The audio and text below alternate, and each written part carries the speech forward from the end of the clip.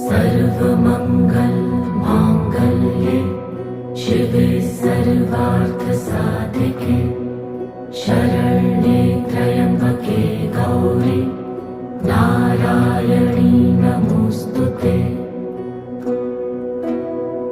या देवी सर्वभूतेषु विष्णुमायेति शक्तिता नमस्तस्यै नमस्तस्यै नमस्तस्यै नमो नमः। या देवी सर्वभूतेषु चैतन्येत्यभिधीयते नमस्तस्यै